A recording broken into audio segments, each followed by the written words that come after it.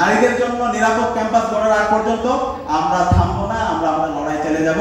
এই সিন্ডিকেট তৈরি হয়েছে, সেই সিন্ডিকেটকে আমরা আপনাদেরকে সাথে নিয়ে ভেঙে দিব ইনশাআল্লাহ।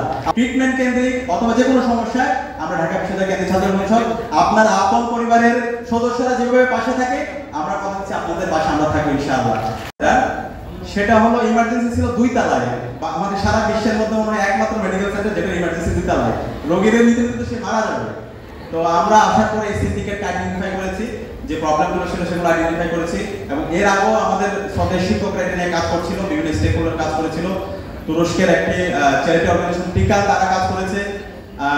খুব দ্রুতই ইনস্ট্রুমেন্টগুলো চলে আসবে, পর্যাপ্ত ইনস্ট্রুমেন্ট, অ্যাম্বুলেন্স, এসি, বেড যা যা লাগে এখানে। তো আমরা আমাদের এই মেডিকেল সেন্টারকে আধুনিকায়ন করবো ইনশাআল্লাহ, এবং মেডিকেল সেন্টারে যে সিন্ডিকেট তৈরি হয়েছে সেই সিন্ডিকেটকে আমরা আপনাদেরকে সাথে নিয়ে ভেঙে দিব ইনশাআল্লাহ। আপনারা কি আমার সাথে থাকবেন ইনশাআল্লাহ?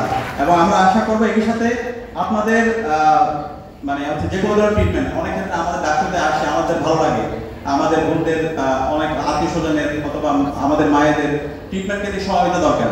তা আমরা ডাক্তার পক্ষ থেকে কথা দিচ্ছি ইনশাআল্লাহ, আপনাদের সমস্যা, আপনাদের পারিবারিক সমস্যা, যে কারো ট্রিটমেন্ট কেন্দ্রিক অথবা যে কোনো সমস্যায় আমরা ঢাকা বিশ্ববিদ্যালয় কেন্দ্রীয় ছাত্র পরিষদ আপনার আপন পরিবারের সদস্যরা যেভাবে পাশে থাকে, আমরা কথা হচ্ছে আপনাদের পাশে আমরা থাকবো ইনশাআল্লাহ।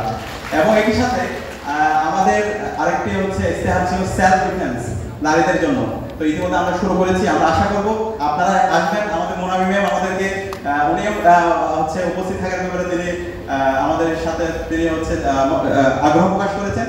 তা আমরা আশা করব আপনারা আমাদের এই সেলফ ডিফেন্স কলেজে আসবেন এবং সেখানে পর্যাপ্ত ফ্যাসিলিটি এবং যা যা দরকার সেটা আমরা আয়োজন করবো ইনশাআল্লাহ।